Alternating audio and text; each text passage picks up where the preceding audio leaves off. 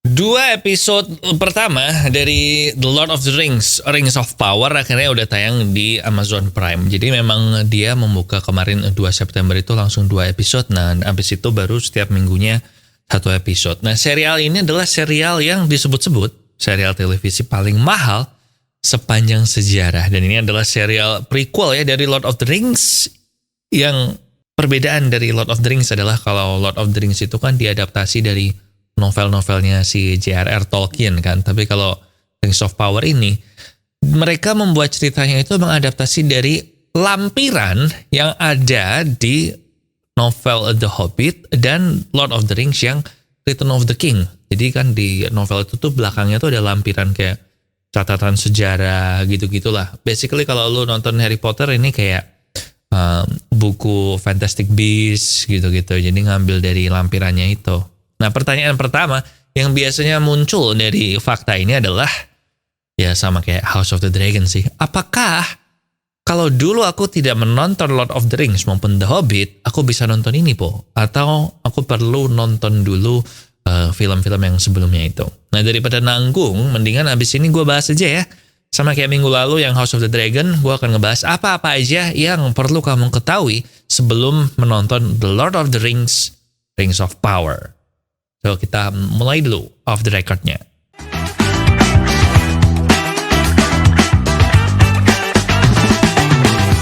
Ya, welcome back di Off the Record, podcast Popo on the Radio. I'm your host Popo Kusen, dan hari ini kita akan ngebahas tentang Lord of the Rings, Rings of Power yang udah tayang di Amazon Prime mulai tanggal 2 September kemarin. Rencananya akan ada 8 episode untuk yang season pertama ini. Dan beberapa hal yang perlu kamu ketahui. Pertama, ini adalah serial TV atau serial streaming termahal sepanjang sejarah. Pertama, si Jeff Bezos, bosnya Amazon, itu aja membayar lisensi Lord of the Rings ini sebesar 250 juta US dollar. Dan ini dari sini aja udah mahal, karena yang dia bayar itu cuman lisensi untuk lampirannya aja.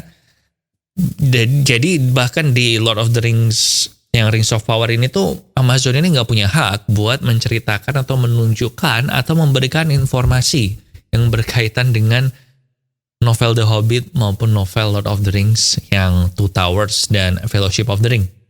Dan season 1 ini dari 5 season yang direncanakan itu budgetnya adalah 465 juta US dollar untuk 8 episode.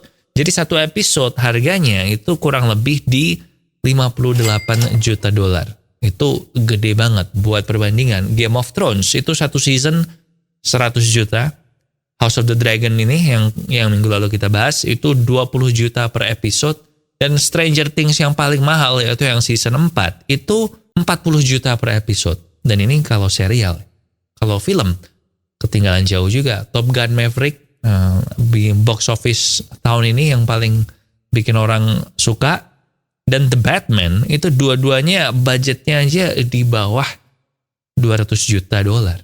Nah, terus budget segitu buat apa, Po? Karena sebenarnya aktor aktrisnya kan bukan yang terkenal banget kan ini. Nah, sebagian besar ternyata buat bikin set dan buat lokasi syutingnya gitu, buat prop syutingnya. Soalnya ini pengen kayak filmnya, di mana prinsipnya pengen pakai sesedikit mungkin efek komputer dan sesedikit mungkin green screen biar lebih kelihatan nyata. Nah, jadi dengan logika ini maka katanya di season 2 sampai 5 nanti cost produksinya juga akan turun, nggak sebanyak ini. Soalnya kan udah pada dibangun nih lokasi syutingnya, setnya, propnya udah pada dibikin. Nah, sebenarnya Rings of Power ini settingnya kapan? Nah, sama kayak House of the Dragon. House of the Dragon itu settingnya kan 172 tahun sebelum Daenerys Targaryen lahir.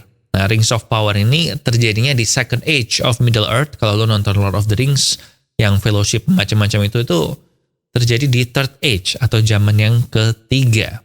Nah, zaman kedua ini berlangsung di ribuan tahun sebelum zaman yang ketiga, antara 1000 sampai 1500 tahun sebelum zaman ketiga. Dan akhir dari Second Age atau zaman kedua ini adalah waktu jarinya Sauron ini dipotong sama Isildur. Di prolognya Fellowship of the Ring kan ditunjukin tuh jarinya yang pakai cincin One Ring. Nah, ngomong-ngomong soal cincin One Ring, nah ini zaman kedua ini adalah zaman dimana cincin-cincinnya itu dibikin, atau sesuai judulnya ya, Rings of Power-nya itu kan dibikin. Jadi kan ada cincin buat ini, and then yang very iconic kan, One Ring to rule them all. Nah, jadi satu cincin untuk menguasai semuanya. Nah, ini nanti harusnya sih akan diceritain nih pembuatan cincinnya ini. Nah, kalau ribuan tahun Po, berarti nggak ada dong tokoh di filmnya yang muncul di sini. Berarti nggak apa-apa dong Po otomatis kalau belum atau nggak nonton filmnya yang dulu. Well,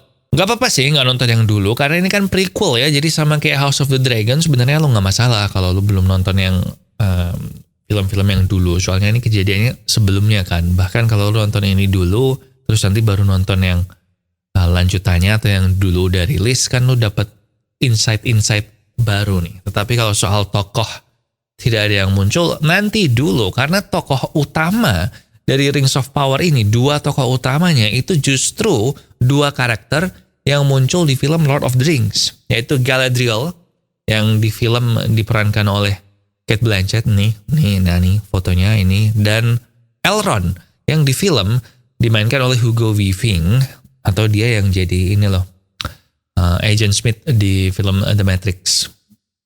Jadi tapi waktu masih muda, dan mereka dua orang ini kan elf ya. Jadi memang umurnya mereka kalau di dunia Lord of the Rings itu tuh hampir immortal atau hampir abadi. Jadi di Fellowship of the Ring segala macam, umurnya Galadriel sama Elrond itu di sekitar 8.000 tahun. Lebay gak sih sebenarnya si Tolkien tuh umurnya 8.000 tahun. Nah, itu artinya di Rings of Power ini dua-duanya usianya di awal Rings of Power ya. Soalnya Rings of Power ini ceritanya nanti bakal lama nih. Nah, di awal Rings of Power itu umurnya mereka berdua, walaupun gak pernah ditulis di lampirannya, tapi ada orang yang hobinya ngitungin kayak gini, umurnya katanya diprediksi di sekitar 5.000-an tahun. Jadi si Galadriel sama Elrond. Nah, ini mungkin menjelaskan kenapa aktornya ganti ya. Soalnya ya lebih muda 3.000 tahun, wajar dong kalau mukanya sedikit-sedikit berubah. Gila, 8.000 tahun men. Gue gak kebayang sih hidup selama itu. Nah, of course ada juga Sauron di sini. Jadi Sauron ini kan musuh terakhirnya Lord of the Rings nih, dan dia di sini juga ada. Bahkan sebenarnya si Galadriel ini, misi utamanya di serial Rings of Power ini, at least dari yang gue nonton episode 1 dan 2, itu adalah untuk mencari dan menghancurkan Sauron untuk selama-lamanya. Dan ini mirip kayak Lord of the Rings sih sebenarnya, karena ada 4 storyline yang bercabang gitu. Jadi mereka nggak ketemu nih 4 storyline, dan ini menurut gue nggak bertele-tele juga, karena begitu episode kedua kita udah tahu nih, oh ini kelompok yang ini tuh tujuannya ini, kelompok yang B ini tujuannya ini, kelompoknya yang Galadriel ini tujuannya menghancurkan Sauron, dan kelompok yang keempat ini kayak leluhurnya Hobbit gitu. Namanya bukan Hobbit, aduh gue lupa namanya apa ya, Halffoot atau apa, gue lupa namanya. Tapi ini menurut sejarahnya memang yang nantinya akan berevolusi menjadi Hobbit di serial The Hobbit maupun Lord of the Rings. So itu sih, jadi untuk menjawab pertanyaan yang di awal, lu gak perlu nonton Lord of the Rings buat nonton ini. Bahkan mungkin kalau lu nonton ini, lu jadi tertarik buat nonton TV, buat nonton filmnya Lord of the Rings maupun yang The Hobbit. Sedikit pengakuan, gue sebenarnya nggak nonton The Hobbit sih. Gue nonton Lord of the Rings 1, 2, 3, tapi yang The Hobbit gue nggak nonton. Jadi yang mau nonton ini dulu lah, baru kalau ini gue demen, gue akan nonton The Hobbit. Dan sedikit tip juga sebelum gue pamitan, kalau lu pengen nonton House of the Dragon juga, saran gue sih lu nontonnya satu persatu ya, jangan nonton barengan, karena nanti ketukar-tukar. Soalnya dua serial ini kan, terutama kalau lu nggak nonton Game of Thrones sama Lord of the Rings, itu rawan buat ketukar-tukar men. Jadi saran gue pilih salah satu, nonton sampai selesai dulu, baru terus ganti yang satunya. Kalau gue sih bakal beresin House of the Dragon dulu sih, soalnya gue lebih demen Game of Thrones daripada Lord of the Rings. So itu dia. And that's it buat Off the Record hari ini. Buat kamu yang pengen ngedengerin podcast gue yang lain, ada Tiang Jauh juga yang ngebahas sepak bola, bisa cek juga ya di channel YouTube ini maupun di Spotify of the record. Ada juga Popo on the radio, dengerin di radio, and I guess that's it. Hopefully you have a great weekend. Di sini Popo Kusen, thank you for watching, and I'll see you when I see ya.